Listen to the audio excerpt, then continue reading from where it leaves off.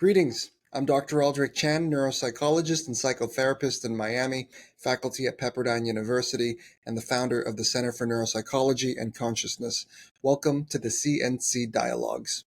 My next guest is Dr. Darcia Narvaez. She's a Professor Emerita of Psychology at the University of Notre Dame. She has published dozens of academic journal articles and chapters in over 20 books. Her latest books include Restoring the Kinship Worldview, The Evolved Nest, Nature's Way of Raising Children and Creating Connected Communities, and Neurobiology and the Development of Human Morality, Evolution, Culture, and Wisdom, which won the 2015 William James Book Award from the APA and the 2017 Expanded Reason Award. Today we begin by discussing the mismatch between the environments we evolved to be in and the modern society in which we exist in. We talk about cultural differences in hunter-gatherer societies, such as rearing practices and general values, and how this may contribute to many of the struggles we currently face. We then move on to discuss the importance of attachment in moral development, touching on some of her original ideas. We subsequently shift to talk about the evolved developmental niche, which includes the ideal parenting practices that developed from her interdisciplinary research on small band hunter-gatherer societies, psychology, and neuroscience. More practical questions are asked of her before we talk about wisdom, its definition, different types, and how to foster moral development. We end on the CNC rapid-fire question tradition. If any of these topics seem interesting to you, feel free to skip around. Hi, Darcia. How are you? I'm good. Thank you for having me. Absolutely. So I'd like to start our conversation off, I guess, first by providing some context to the audience, and then moving forward with several questions about many of your works. So up to 99% of our human ancestry has been spent as hunter-gatherers, meaning we evolved to adapt to very particular conditions. Then the agricultural revolution came along around 10,000 BCE and a host of other historical and sociocultural changes that really led to the development of our modern day culture. And I think part of the problem, right, is that our brains are still very much adapted to our hunter-gatherer ancestry, meaning we did not evolve to adapt to modern society as it is. And this mismatch is leading to a host of problems. Now, that being said, I think a nice place for us to start is perhaps to ask you, what are some of the most notable differences between small band hunter-gatherer cultures and modern-day Western culture? Well, one of the primary differences that I study is what we call the evolved nest. So that's every animal has a nest, and we do too, and we kind of forgot it in the modern world and kind of minimize it and think it's not important, in part because of Western Enlightenment philosophy that tells us, oh, we're spirit and body. Body doesn't matter so much. Nature doesn't matter so much. It's all about reason and will, and, Mm, then you're good. All that kind of strange splitting dualism that's occurred, well, since the ancient Greeks, but then to the nth degree in recent centuries. So there's none of that in the hunter-gatherer civilization. You're mhm. you're a holistic person, and you are grounded in relationships. You are not I am because you are Ubuntu, right? That's just how the world works. And the ancient Confucian ethics is also about this. They understood life that way. And the Western world kind of broke everything up and started treating people like objects, and the world, the nature, Earth, as if it's full of objects rather than persons that are sentient. The trees, the water, all the animals, the plants, they're all sentient. Mhm. And so that's a huge difference. And the evolved nest is the way, well, every nest is set up to match up with the maturational schedule of the young to optimize normal development. And what we've done, the big thing we've done over the millennia, and especially recent centuries and especially recent decades, in the States in particular, is undermine how you raised human nature. You Mhm. need so much. That evolved nest in early life shapes the neurobiology, how you function, your morality, how well you are, all sorts of layers of things. So we can talk more about that. But that's one of the biggest things that's different. And so you Mhm. create a different human nature when you don't Yeah, provide the nest. Yeah. that's really interesting.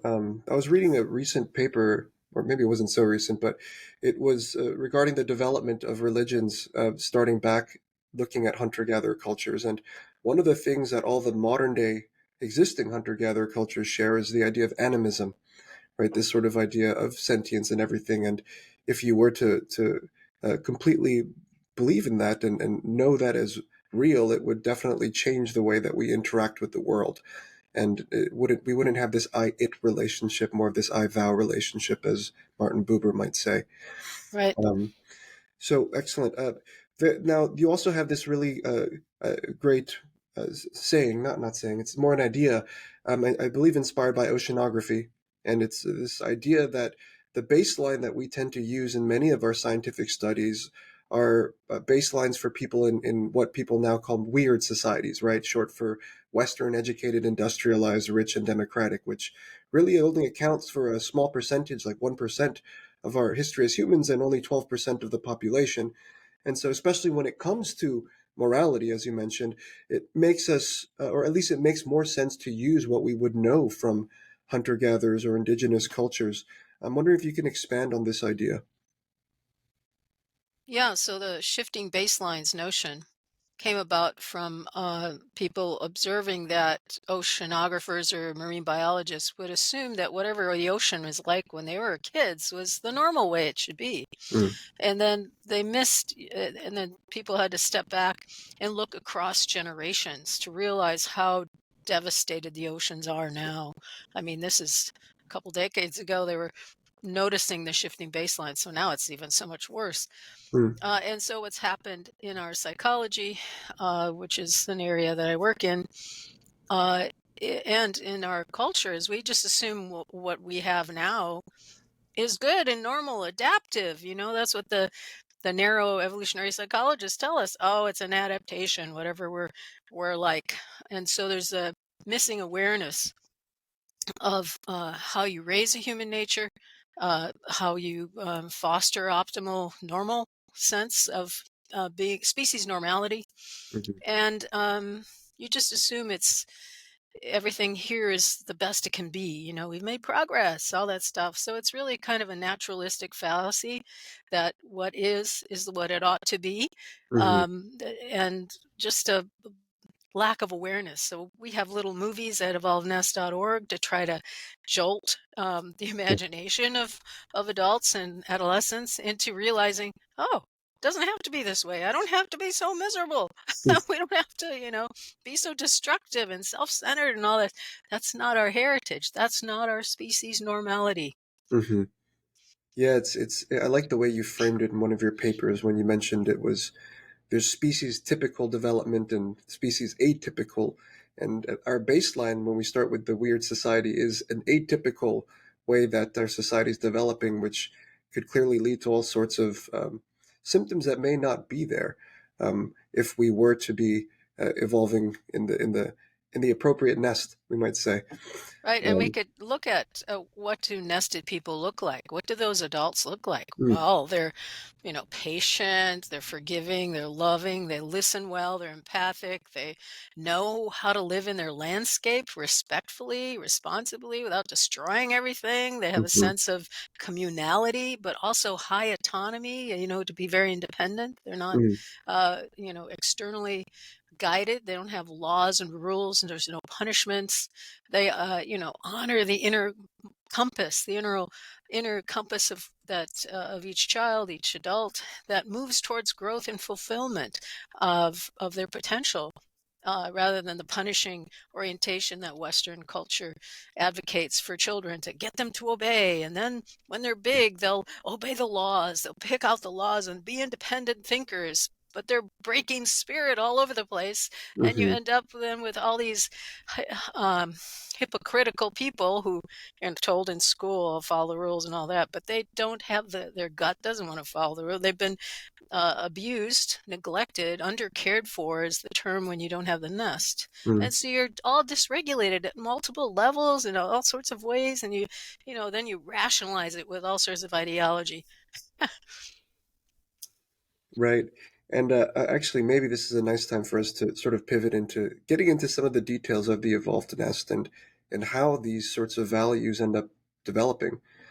So, alloparenting, that's something that's quite popular in hunter-gatherer societies, children having multiple parental figures. I know some estimates place it at like 60% of the time they spend with the biological parents, whereas 40% is spent with other adults. I'm sure it varies depending on which ones you look at, but that was one that I found.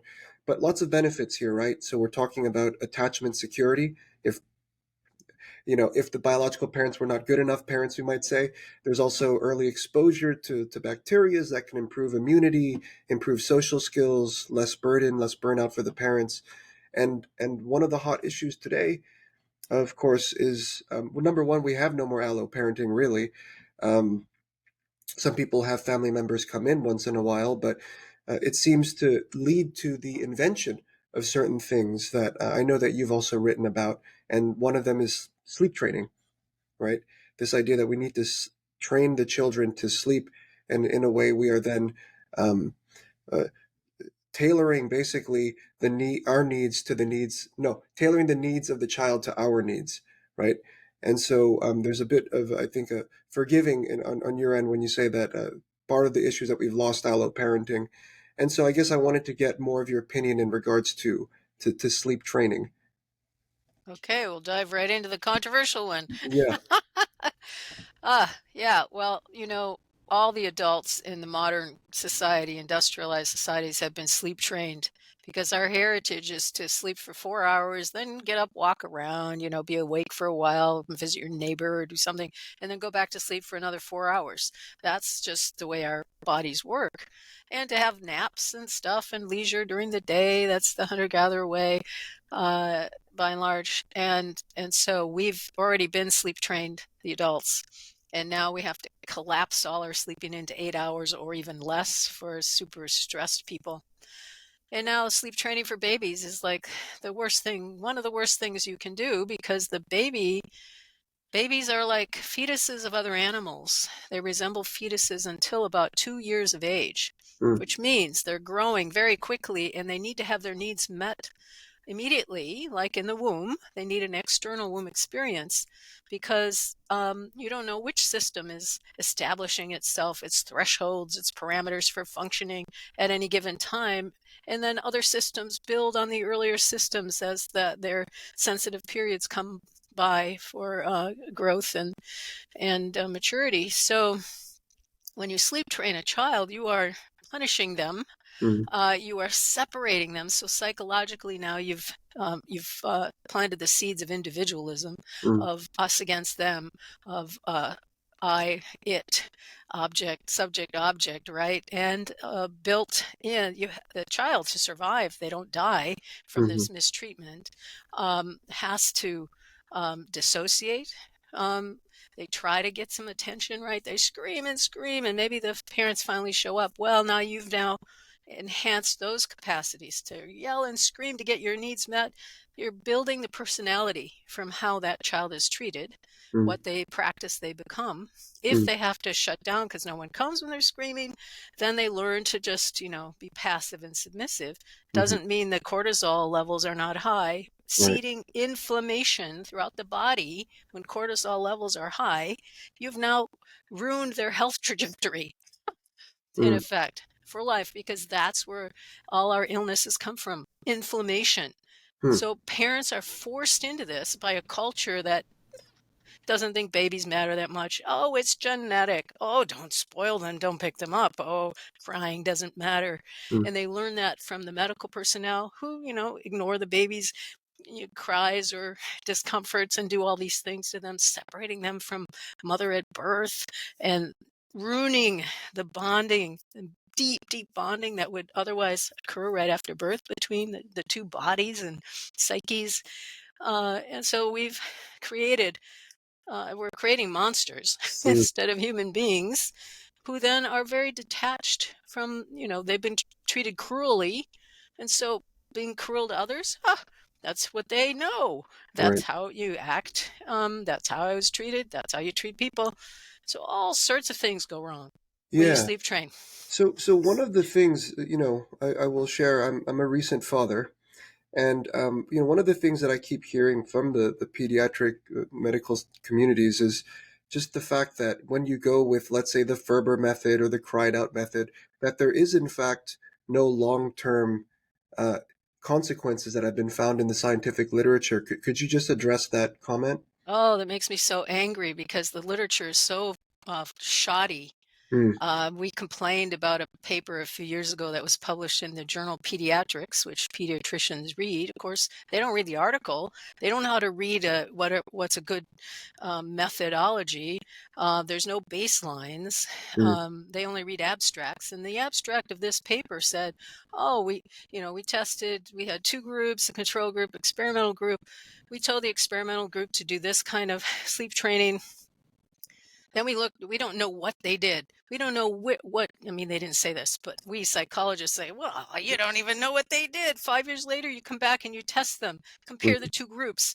Oh, there's no real difference between the two groups. So then they say sleep training is safe for all. right.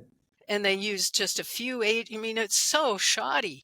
It Mm, depends on the child. It depends on the age, right? If you sleep train a 4-year-old, well, it's not as bad as sleep training a 6-week-old, which mothers have told me sleep training clinics tell them to do. right. So this mother left her child overnight, 12 Yeah. hours alone, and then opens the door finally, and the child has vomit all over them. Mm, Extreme trauma, right? And she thinks that's what ruined her child years later. wow. And yes, it does. Hmm. So you would never do this to an animal. We know that animal separation from their mother does long-term damage. And Hmm. we do it to babies as if, what, they're plants? Yeah. Yeah, and I definitely want to get into attachment and morality and how that may develop in the future as well. But before doing that, to stick with this, so clearly sleep training is not something you're in favor of. What is the alternative that you would recommend? Would it be co-sleeping? What people do all over the world for Hmm. millions of years is Hmm. bed sharing on Hmm. safe spaces, right? Okay. And sleeping with someone else. Hmm. And in hunter-gatherer civilizations, sometimes the kids just fall asleep in a pile. Right. And that, I mean, that's just, and it's safe, right? So you have to be careful with a young baby. And so in our ancestral context, you didn't have these fluffy pillows and all this stuff in the way. You have to be careful about that. You're not going to Hmm. have a drunk or intoxicated person sleeping with the baby or next to the baby. Right. But we just, it's just unfathomable that the United States is the place where nobody can bed share, Hmm. whereas everywhere in the world they do that. And Right. somehow we can't do it. You can Hmm. see I'm very passionate about all this. I'm very much a Yeah. baby Yeah. advocate. So, Absolutely. Yeah. Yeah. No, definitely. And it's really important for people to hear this in these different ways because again, when I first had the baby and I didn't run into your work yet, I was presented the two alternatives of Ferber method or or cry it out, and I'm like, there's got to be something else here, it's and so that's when I insane. started digging in, Yeah. and then I found you, and I'm like, oh wow, and then one thing led to another, and so for bed sharing, I think people are concerned that if they continue bed sharing, then the child will become too dependent on them. Is there any truth to this? Have there been any studies looking at personality differences? Well, this is again, everything is upside down. Mm, So somehow the Western culture thinks you have to force children into independence. But when you do that to a baby, a young child, you're doing the opposite.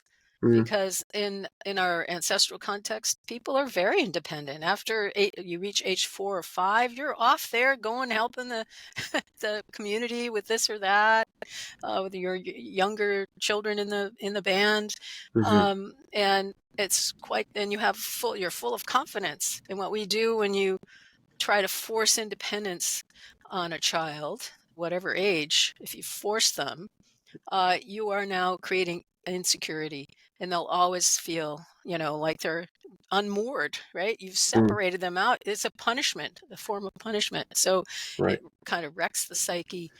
And it's just not all over the world, you can see places that are nested, confident people, they can go off on their own and not, Mm-hmm, but in the States, it's like people are so scared and so wimpy mm, and so angry because those are mm, the things that get enhanced when you undercare for a baby. right. You're now making them very dysregulated and then go green or shrinking away Mm-hmm, because you've set that up. And we Right. think, oh no, it's human nature to be that way. And that's what the Western world's all screwed up about, because for generations we have undercared for our young. And then we Right. blame them for being sinful. Oh, it's original sin. That's why Mm, the baby's so uncooperative. No, it's the adults who are uncooperative, and they've created these problems themselves because they don't understand child development. They don't understand that you have to be humble to the needs of that child. You need to mm, respond, not be afraid you're going to spoil them. It's all the mhm, cultural myths about that are really very harmful. mm. Okay. And for modern parents who are trying to live closer to the sort of hunter-gatherer lifestyle, just being devil's advocate, have there been any literature in regards to disadvantages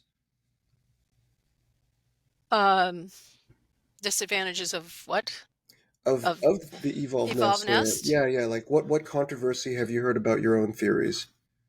Well, it's not really a theory. It's just it's observing what animals do for their young and then saying we should be doing it because we've got the evidence now. Neuroscience is showing us how important it is Right. to have soothing birth, to have breastfeeding for several years, to have Hmm. play and welcoming climate and affectionate touch and no punishing touch, Hmm. multiple caregivers, nurturing caregivers who are responsive, and so on.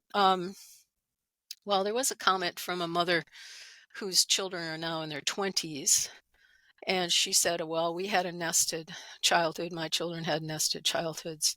And now they're out in the world where there's a lot of unnested people. Hmm. And so they don't quite know what to do. Right. So I think that's a challenge that you have to help them prepare. Because what happens when you're nested is you're open.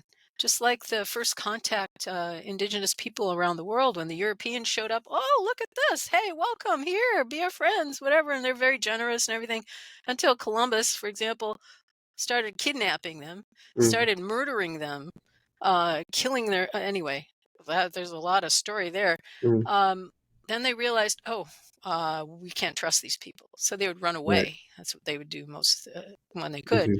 Hmm. So it's that trustingness and the Right. openness. They have to then figure out how to pull back from those Interesting. people who aren't trustworthy, which unfortunately we have them everywhere because they're so dysregulated, Right. and it's from the intergenerational neglect. Mm. Right. So in a way, you can't blame the people. In a way, you can, because they should, Mm. grow. But they were undercared for, and now this is what you have. You resulted. Right. So someone who does come from an evolved nest, they may be more susceptible to exploitation, perhaps, uh, given the Right. state of. Yes, they have to learn how Mhm. to be less trusting. Yeah. Right. Okay. So they're not kidnapped or whatever. Right. Right. It makes sense. And what do you suggest to parents who really need to sleep but don't have much of a community or money to afford a nanny or whatnot to act as an allo parent? Well, I tell them to go to my colleague's website, Mm. Mm. co-sleeping.nd.edu, and he talks about safe bed sharing, safe co-sleeping, and ways to do that.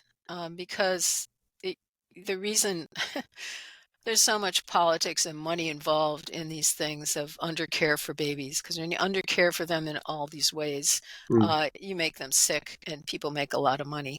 Hmm. So when you advocate for separate sleeping areas, oh, well, crib companies get a lot of money from that, Right. or that decreases breastfeeding because it's so hard to do. Instead of just being in the same bed, you just roll over and you hardly wake up and you breastfeed, and it's like, oh, the child is deciding, when they're ready for it. Much easier. But when you have separate sleeping areas, then infant formula sounds better, which actually, if you prepare it properly, takes a half an hour at the time. You have to wake up completely. So you're going to lose a lot of sleep over formula Mm. use if you do it properly. And even having to walk down the hall, whatever it is, it's like, oh, I Hmm. make life so hard. Oh my goodness. Right. So to find ways to be in the, bed share safely, or co-sleep. They have these attachments to the bed that you Mm. can have for a baby next to the adult bed. and then to breastfeed as long as you can. Now, birth practices undermine breastfeeding success in various ways. There's all sorts of things that interfere with it because we have a lot of medical personnel who are ignorant about how to support breastfeeding. Baby-friendly hospitals are supposed to be training the staff to be aware of how they support or not breastfeeding. And unfortunately, I think maybe how many percent? Maybe 30% of hospitals in the States are breastfeeding friendly or baby friendly. You can look that up, baby friendly Right. hospitals. Okay. And how about mothers who have difficulties with producing enough milk? And would you suggest that they get milk from other, or are you okay with certain formulas that are organic and European and so forth? Well, again, the lactation consultants who know what they're doing, help mothers produce more milk. You Mm, just have to just do it, stimulate the mother's body because it was misguided earlier at birth time, right? If the baby wasn't right there and massaging the nipple to get the mother's milk to come down, hmm there may not have been the success then. And then if you get artificial oxytocin during labor, that's undermines breastfeeding, that hmm speeds up labor, undermines breastfeeding success later because you flooded the mom's body with oxytocin that's not hers, so her body doesn't make it, which is related to milk letdown. So there's all sorts of uh, kind of a cascade of issues. So there's milk sharing programs, there are milk banks.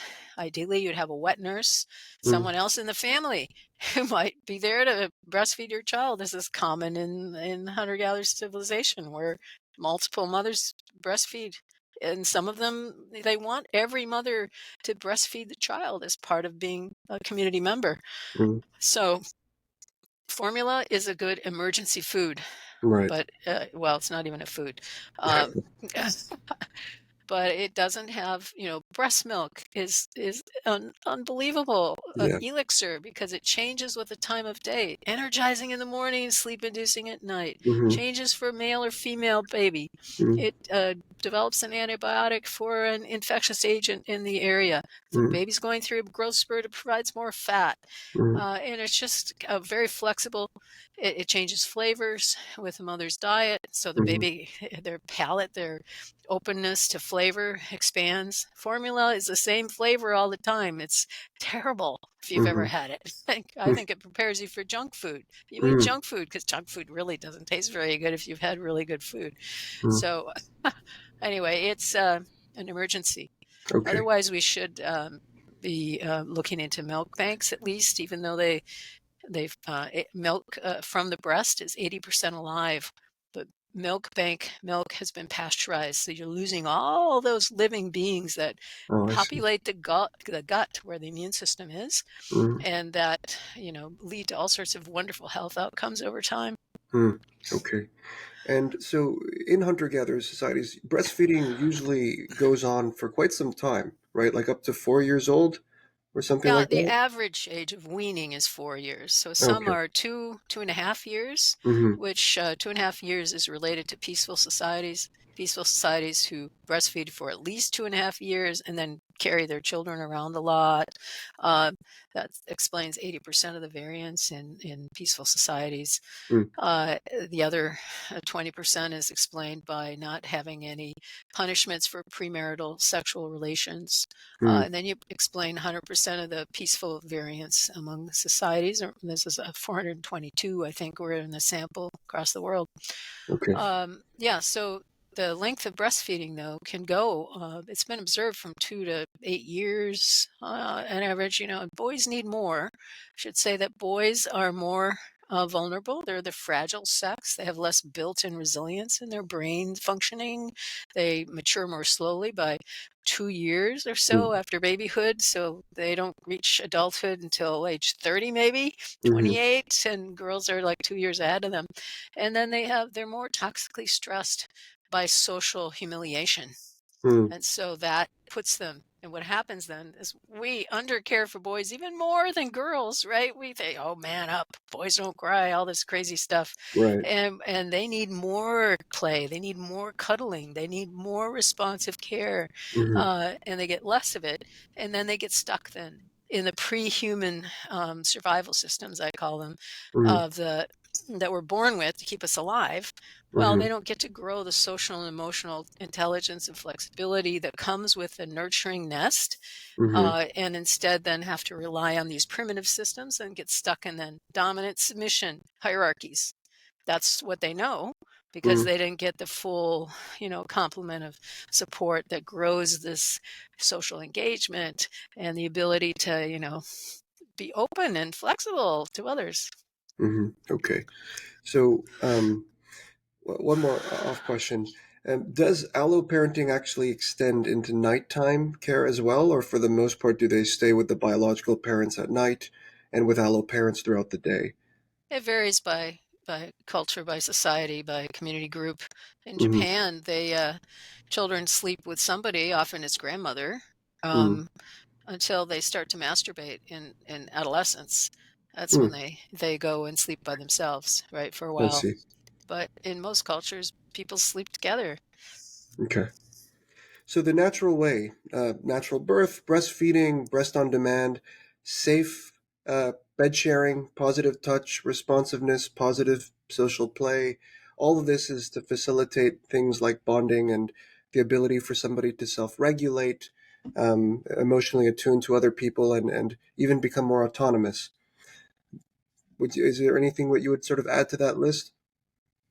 Uh, well, yeah, there's probably a few more dozen things. Mm-hmm. I think that self-regulation you have to understand is there's so many different systems, right? There's the major stress response, but there's also the vagus nerve and how well that works. Mm, That's affected by breastfeeding.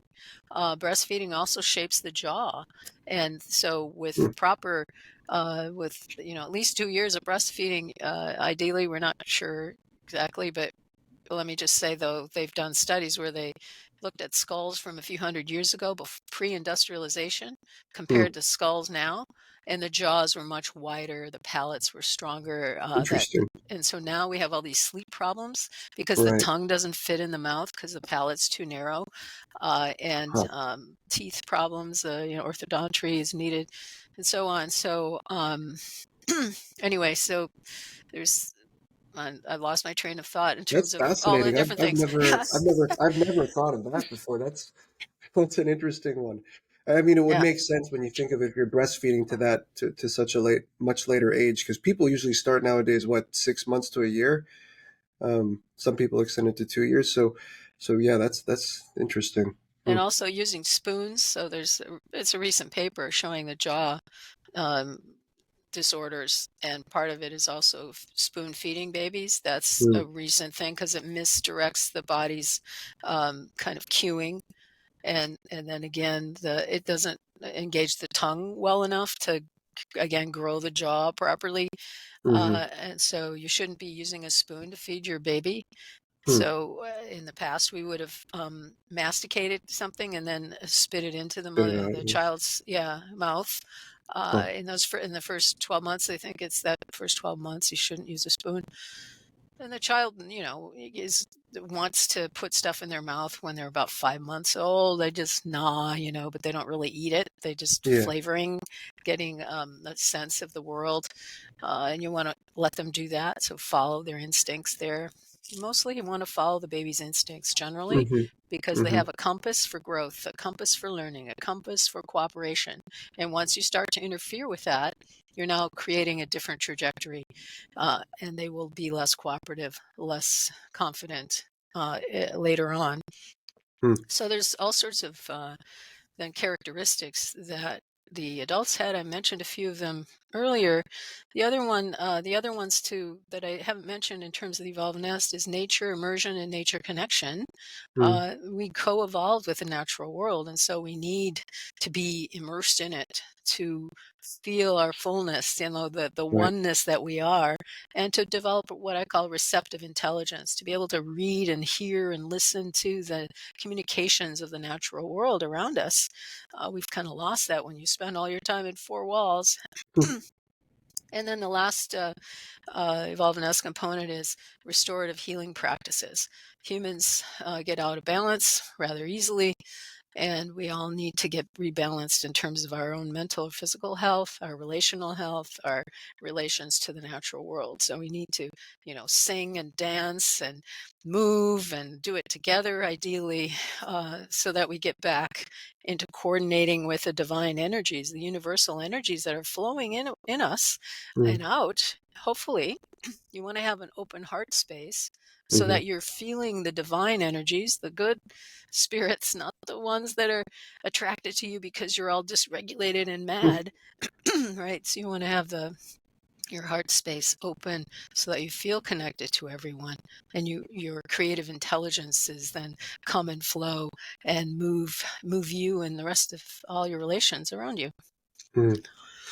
Yeah, it's interesting what you're speaking about connection with nature, and there was an estimate, I believe it was that there's an actual distance between the average human from who live in these concrete jungles to actual green areas, and it was like the estimate was I think between 7 to 15 kilometers away on average. Oh, Whereas yeah, whereas people used to well obviously walk outside and there it is. And so there's this psychological distance paralleled by this actual physical distance, which is interesting to me.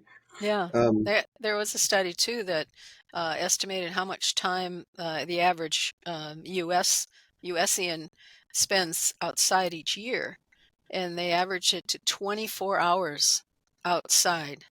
So hmm, that's mostly that's moving it, from your house to your car, right? Or right? wherever you are out there to some doorway. Hmm, hmm. Wow, that's crazy. Yeah. Um, so, an important part of your work is also the link between attachment and moral development, which plays a role in something you call ethogenesis, right?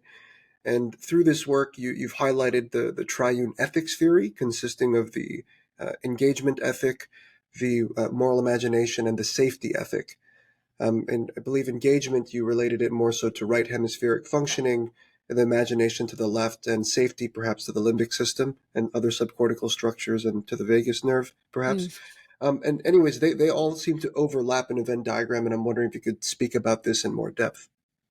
Yeah, so I mentioned that when you're under cared for, you rely on those survival systems more just because you're trying to stay alive in an unfriendly world.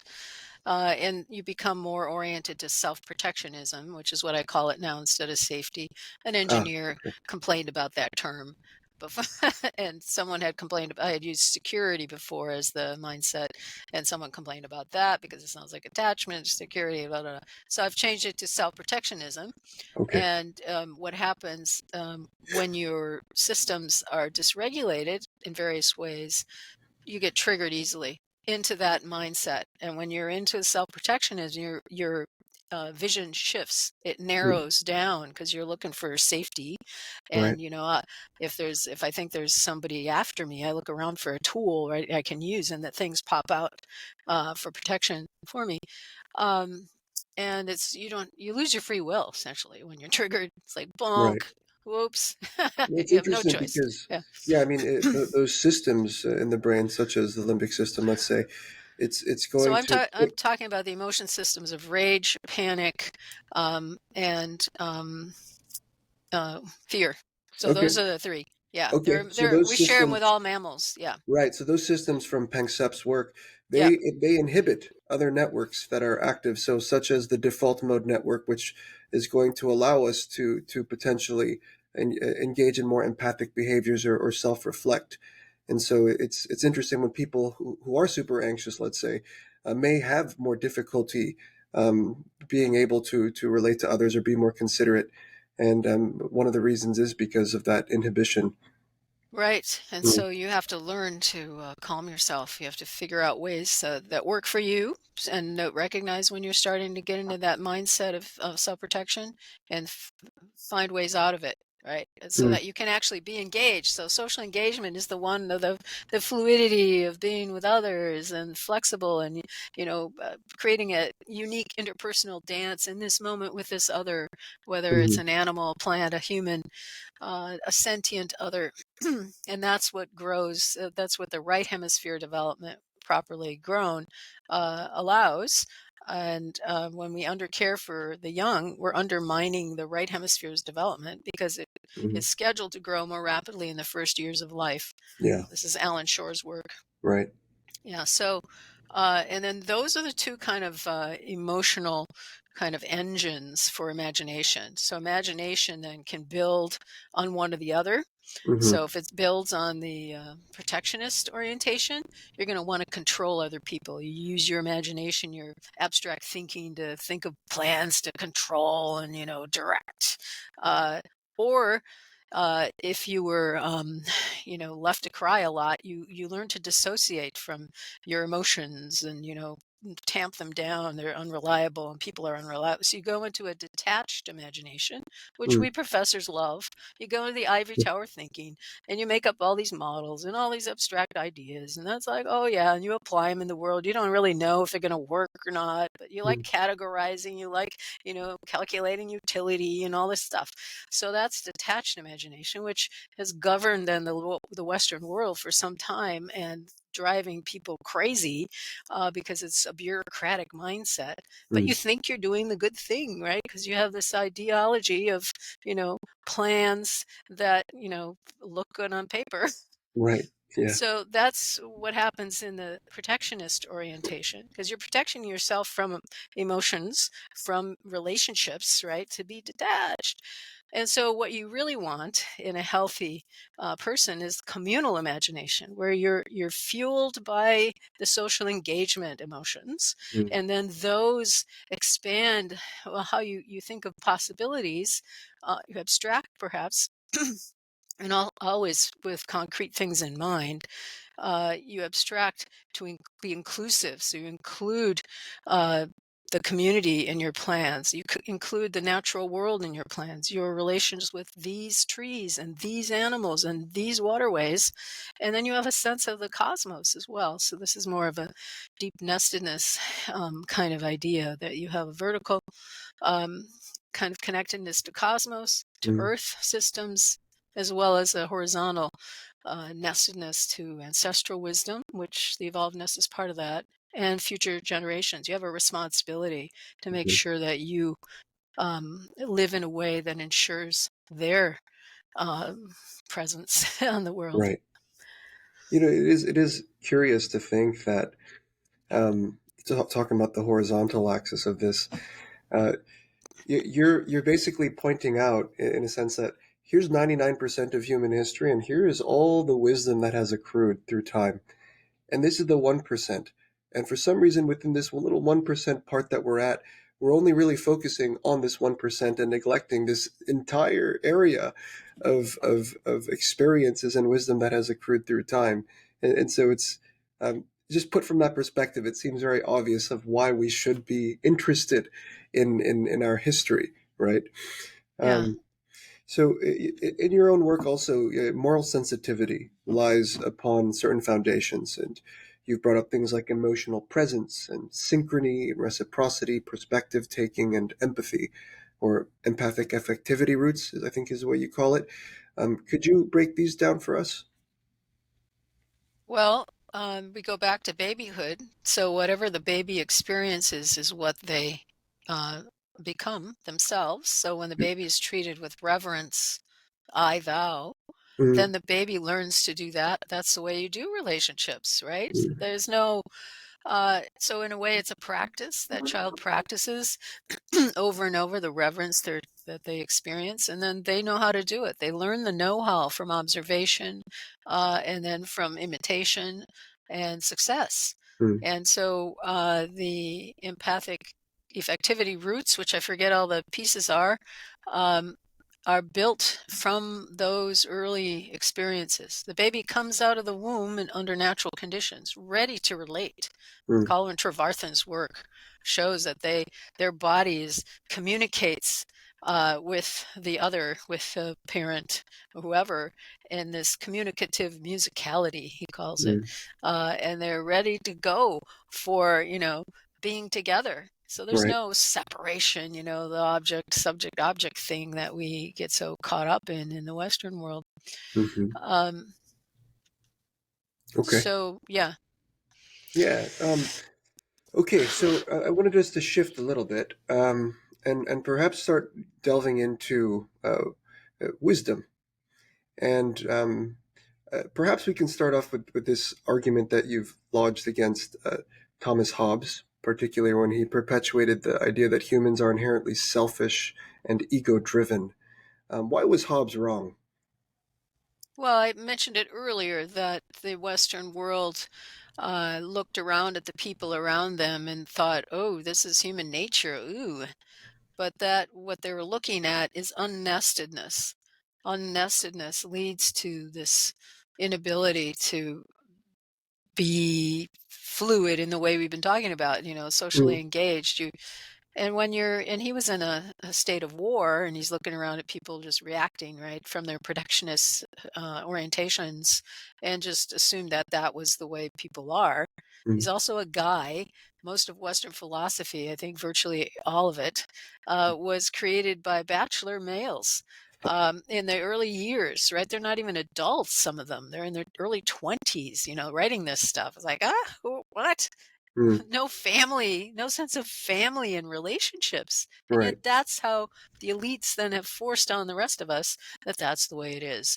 And it serves the elites to separate everybody, to, talk about hierarchy and, we have to have strong laws to control those selfish, aggressive people. And we, right. of course, are sophisticated and wise because we have, privileges and we deserve them, all this Mm, crazy way of thinking about hierarchical civilization. So hmm. he's and yeah, what else could I say about him? So narrow evolutionary psychology has just kind of fallen into that, and weird psychology. So the baselines are all messed up. So Right. they haven't looked at our so-called prehistory, our Hmm. hunter-gatherer civilization, and what people are like and Hmm. have been like for millions of years. Hmm. No, they're going to, say it's just this last one Right. part of 1%. That's the real human. Mm. So it's all misguided again.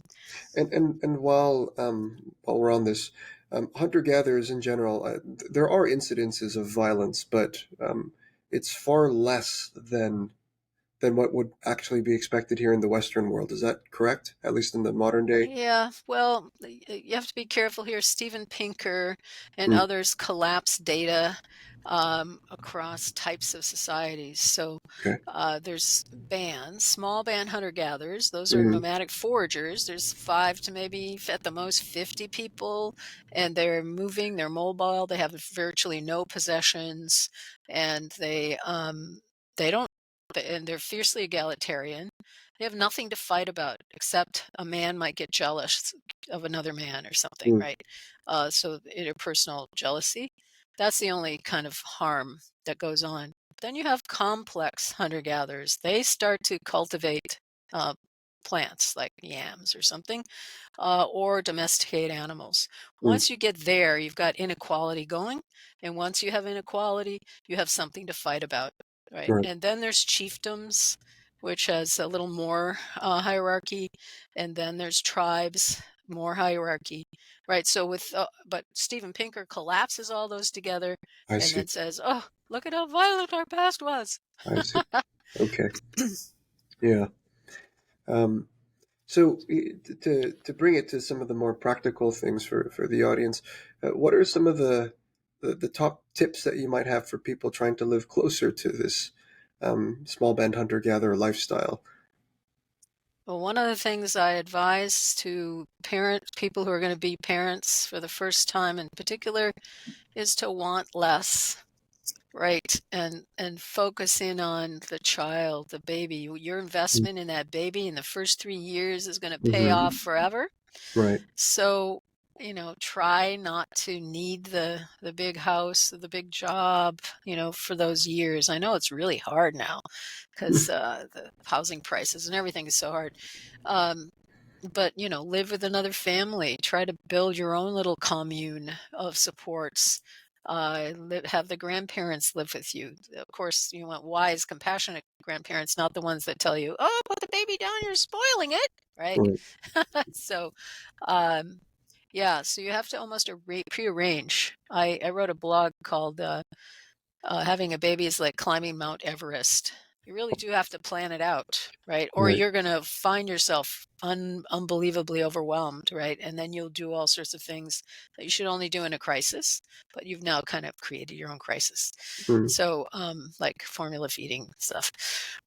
So that's the first thing but if you're, your kids are older and let's say you have a family, then try to adopt the other aspects of the evolved nest. Play. Find ways to play. One of the books I really like is Attachment Parenting, I think. Is that what it is? Um, and playful parenting. And it's all sorts of ways to, get bonded to your child in a way and help them through difficult issues. Have a pillow fight with them, and Mm. let them knock you over. Oh, they love that, right? Because the power of differentials and all this. So do a lot of playing and Mm. cuddling. So find ways to cuddle on the sofa or wherever as much as possible. And if you can bed share, that would be ideal. Have a family bed. Mm-hmm. Things are hard to start when they're like teenagers or something, but there are ways to and make sure they're mentoring that you're listening and not controlling. So, Mm-hmm. we have the issue of helicopter parenting, which I think comes about from the early undercare. So babies, parents are told essentially to detach from their baby's well-being, Mm. to control them, detach. Well, after a few years, they notice their kids are very insecure and unconfident and can't do this or that. And so then they come in and helicopter, right? Mm. But they planted the seeds for that, right? And then Right. you got these anxious parents. They were anxious to begin with, right? Listening to other people instead of following their instincts. So Mm-hmm. follow your deeper heart instincts for compassion towards your child. And you want to have a, naturalistic birth because the medical system almost pushes you away from what we call a caregiver attachment system. That's the one that goes with the child's attachment system. The caregiver attachment system, John Bowlby said, is when the mother, because it was focused on mothers, just knows what her baby needs, just has this mind of I, thou, and I am baby, and can predict what the baby needs and feels with baby. And that's the caregiver attachment system that gets kicked in under normal conditions without, intergenerational trauma from her own upbringing or whatever. And then the child's attachment system Mm. is able to get activated from that. So the adult has to be there, right? Right. And if it's not mom, dad, if it's Mm. not, a grandparent, somebody who's there, aware of that child's Mm. psyche and spirit and being. Is it fair to say that everybody is born with moral potential? Like there is a fair amount of literature on moral intuitionism, but that it's not sufficient in and of itself for someone to develop into a moral being. That experience is needed in a sense, as a trigger for it to fully flourish. And depending on the type of experiences, it will branch out in multiple directions. Oh, I think it's true for all of us. We only have 25% of our brain volume, adult brain volume at birth, and Mm. this is this whole full-term birth. Most babies don't get that. They're pulled out early because the doctor thinks he knows when that baby should come out. But babies vary by 55 days how long they want to stay in the womb. So you got to Mm. follow the baby. So for everything, we need to be um, called into our being by our Mm. relationships, whatever that is. But Mm-hmm. I think everyone is a moral being. It's just like, what kind of morality? Is it a self-protectionist morality where it's us against them and I'm better than you and I'm going to prove it and that kind of, or is it the holistic, cooperative, egalitarian morality Mm. that is our, superior heritage of communalism, where we foster well-being and enhance the well-being of others, Mm. including the natural world, rather than our, bracing against life, so you can practice being open when you meet others and practice releasing the bracingness if that's what you learned growing up, right? And little by little you can start to crack open the cage around your heart if you had to do that guard it, then you can little by little become more of that flexibly attuned moral being that Confucius and Mencius talk about so well, that ability to anticipate, to apply what you already know in this new situation and come up with a new way to be. So virtue is about, being present and having your mental, your emotion, your gut, all your systems coordinated to want to be there and reaching out into that kind of flexible interrelation. That's virtue. That's what we want. But what we have when we undercare for people is you got the gut just wants to, be in charge, and the left brain kind of knows, yeah, let's do that. I know the best thing to do. And the right hemisphere is kind of this little mouse of a voice that, oh, you don't want to do that. But you don't listen anymore because you were told not to listen to your own body and your own spirit. In babyhood, you're told not to pay attention. And then you learn to suppress that.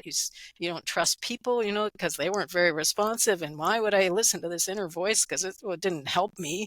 And you don't trust the world. So you end up with a dominant worldview where it's all about it's us against them. It's a dog eat dog world.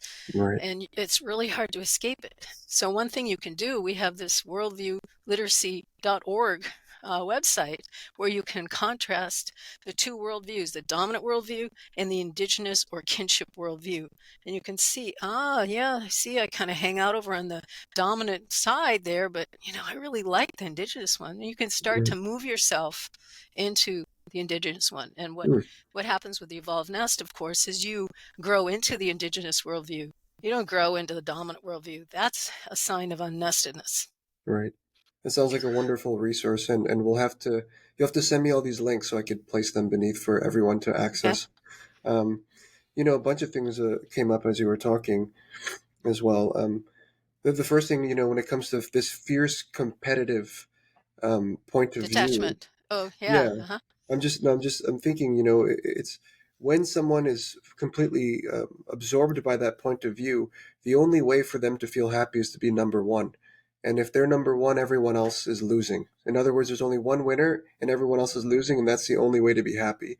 And if Right. everyone is vying for that, no one's happy except for the very small percentage who's on the top, who's not Yep. really happy in the first place, because then they're just trying to protect their position in the hierarchy, right? Right. Yeah, that's patriarchy for you. Yeah. Mm. Right, right. Yeah, so So, we have a film, Breaking the Cycle. mm, breakingthecyclefilm.org is where you find it. But we talk about the two cycles.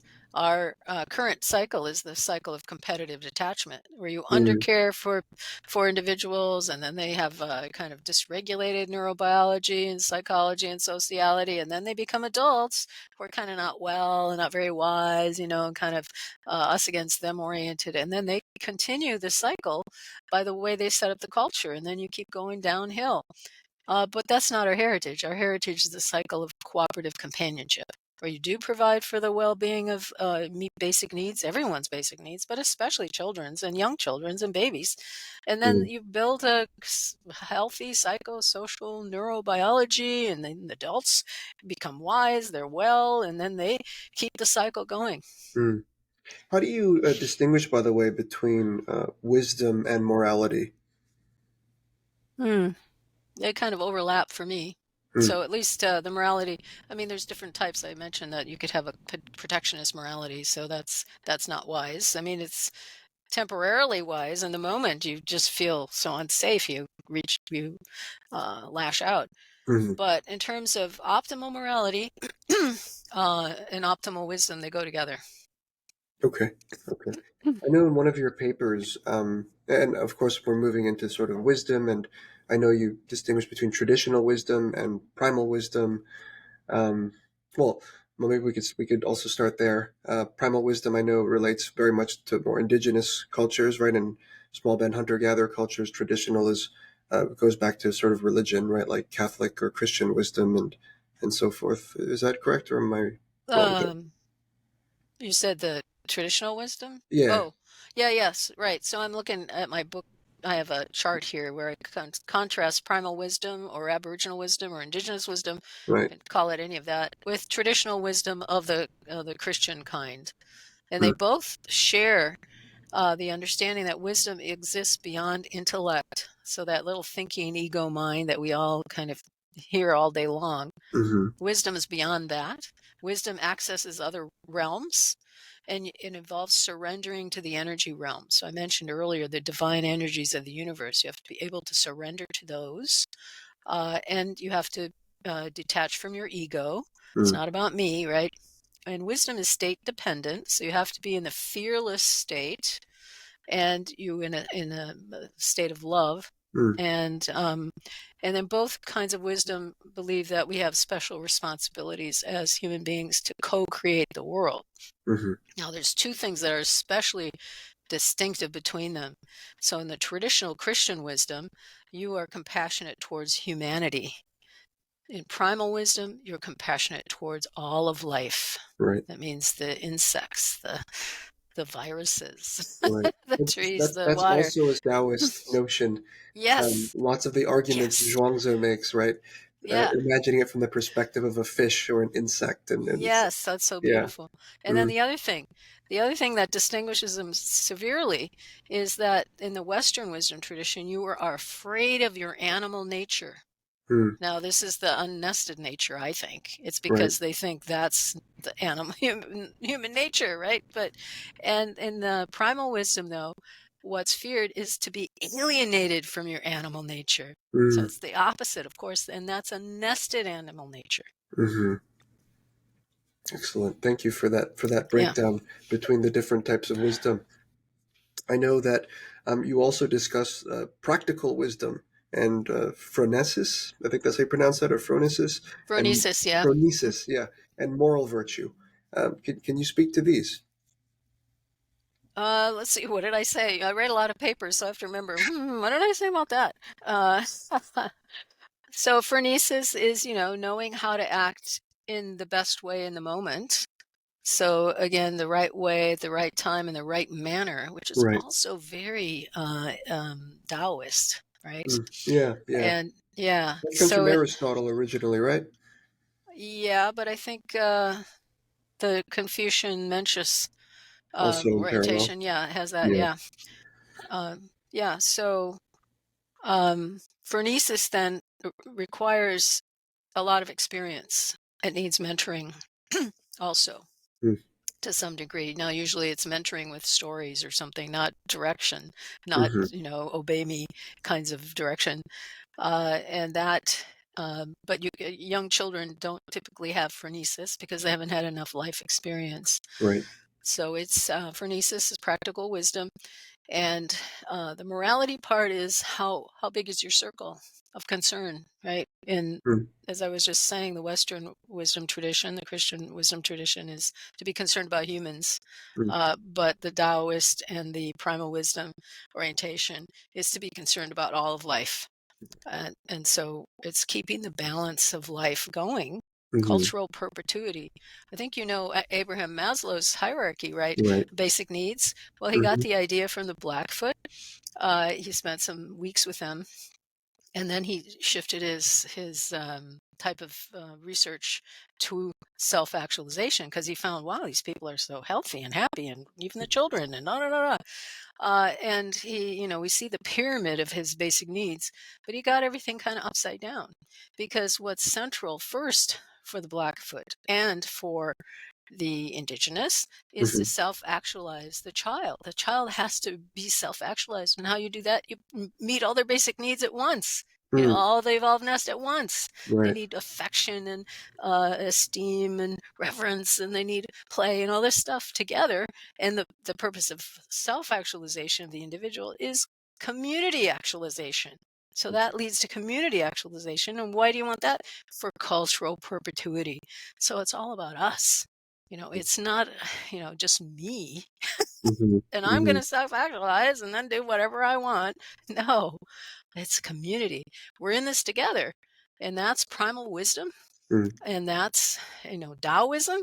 mm, We're all related, interrelated, and we kind of forget that in our individualistic society. But mhm. everything I do, I'm like a spider in a web, and all my actions are reverberating to all the relationships I'm not even aware I'm Right. having, but it's affecting everything around me. So it's a very quantum-y kind of quantum Yeah, physics I thing. think a particular effective statement you made in relation to what you're saying now is small ego, large self, right? Right. Small ego, Yes. very, very large self, right? Yes. This idea of the self as encompassing far more than our individual thoughts and feelings and so forth. Yeah. And Mm, you get that when you're nested because you're never alone. You're mm, never isolated. You're never punished into being alone. You mhm, are always with. And so relationships are who you are. mhm, mhm. So one of the questions I usually like to ask my guests, especially with the line of work that you are doing, is a little more personal, and that really is, how do you personally balance your life? Do you eat particular foods, for example, and avoid others, and what does your sort of day to day look like? Well, I have through contemplation received um, a sense of spirit animals, and so I start the day, and or even through the day, acknowledging the six directions really, but I have four animals that then are my guides, and so for the East, for me, the East is wolf, and that's represents fierceness and loyalty. And for the South, it's the frog. I have Puerto Rican heritage. I have Taino blood, though I wasn't raised with any knowledge of that. And the Taino goddess, Atabe, Mm, has frog legs. mm, And so she's on my wall, an image of her. And so she provides loving heart and voice, is what I asked for there. And then in the Western direction, it's dragonfly or firefly, and that is wisdom from on high. Essentially, it's David Bohm's understanding that insight, intelligence comes from outside of us. It's not in my head.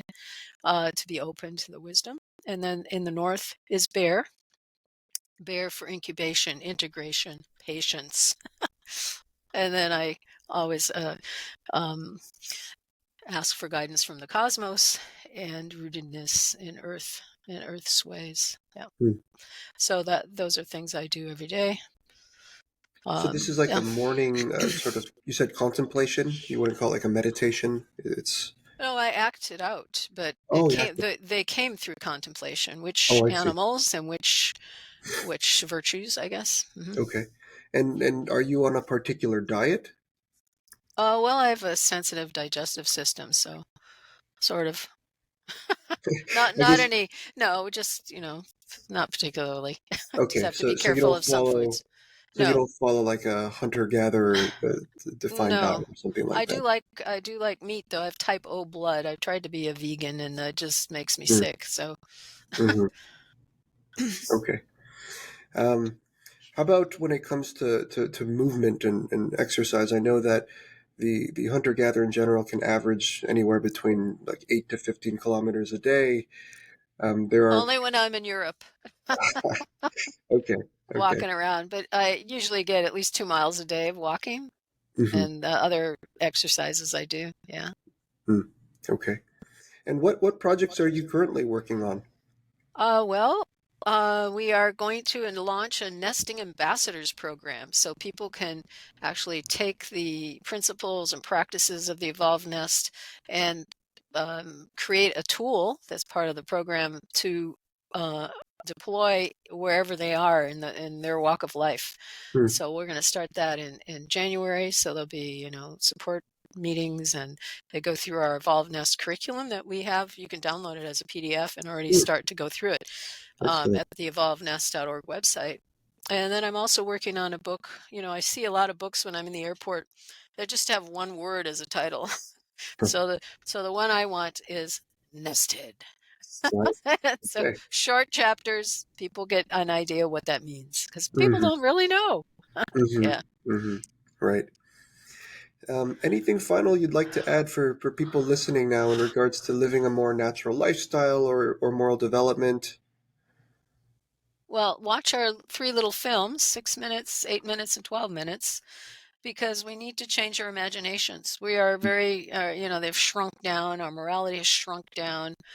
We need to expand now back into a sense of oneness, back into a sense of promise and fulfillment as our human potential. And those films are intended to do that, to help people at least get started, to break that kind of shields that we have against feeling our goodness. Excellent. I actually do have one more question for you, Yeah. actually, since it's come up a few times. And then actually at the end of this, we have a round of rapid fire questions. Okay. If you're okay with that, I do it with every guest. We sort of touched on this idea of, the small ego, larger self. And I'm curious, this sense of oneness. I know that a big part of your work is that in order for one to experience that, not just intellectually understand it, it requires the nestedness and that basis. I know people these days who didn't have that background, of course, meditate in order to get to those states, and other people take psychedelics.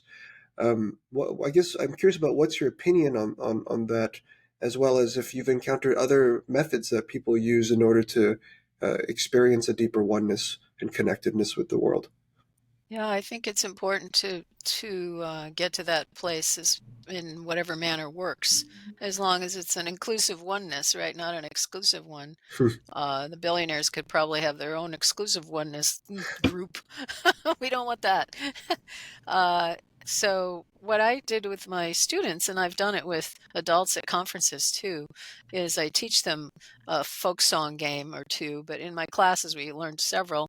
And so it's like, a hunting we will go, a hunting we will go. We'll catch a little fox and put him in a box, and then we'll let him go. And you got this circle that's growing and growing and growing, and Mm, people are holding hands, and they're singing, and they're laughing, and they're looking at each other in the eye. Their mm, vagus nerve is growing, their right hemisphere is growing, because what you need is something that keeps you in the present moment, socializing with others. That's going to grow your right hemisphere capacities, your empathy, your ability for higher consciousness, your sense of oneness, mm, right? So we do that, and then my college students, we would then go teach those games to kindergartners, and then of course they really get into it, and they're all excited and jumping around, and the students are going, "Wow, life is good." mm.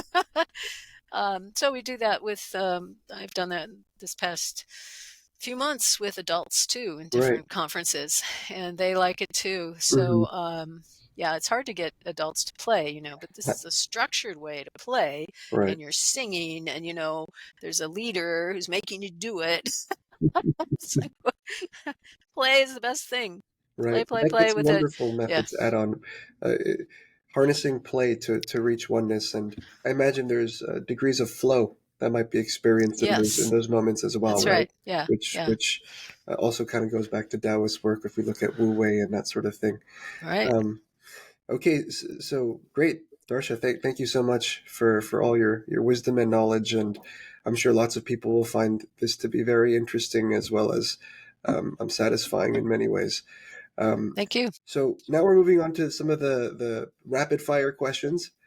Um, so brace yourself. I think you'll be fine. Okay. Do you Okay. want one word answers or what? They don't have to be one word. It's just quick answers. So number one is name a book you love. It's a terrible Sorry, I'm question to really ask for any slow. intellectual, I know. I read like 20 books at a time, so it's like, all right. Ah, Calvin Luther Martin is the author. He's a historian. In the Spirit. Okay. Name a source of inspiration. Oh, so many. All right, David Bohm, the physicist. Okay. What did you want to be when you were a child? I wanted to be the wife of a missionary because grew up in a fundamentalist Oh, religion, and women could not be leaders, but I hmm, wanted to travel the world. interesting. What's your favorite type of music? Baroque, J.S. Bach. Hmm, okay. Do you meditate? I contemplate, I think. Hmm. Yeah, And quiet times. what is something about yourself that few people know about? Oh, I used to be a church organist. That was my music major in college, was pipe organ. Hmm, cool. Um, what comes first, consciousness or matter? They come together. Okay. Very Whiteheadian. Better question. Do you believe in God? I believe in the higher spirit, yes. Not the personal Father God, Hmm. but in the divine energies of the universe. Okay. Yes. Do you believe in aliens? No, we're all aliens. I don't know. I don't worry about it. Okay. Do you have a favorite philosopher? Whitehead. Oh, that doesn't surprise me. If you could have dinner with anyone living or deceased, who would it be? It's another hard one.